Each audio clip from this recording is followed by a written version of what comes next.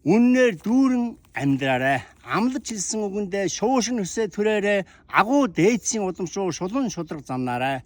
Алс салын замдаа зориг зүрх мохолгүй аясаар цэлийг талын хүслээр бүтэн яваарай. Давдаг даваа ягчиг түшдэг түмэн олон шүү. Дандаа санснаар болохгүйч хардаг тэнгэр өндөр шүү. Үнэн сайхан Монголынхон эдэн сүлж шүү ирчүүд үннээр дүүрэн яваарай.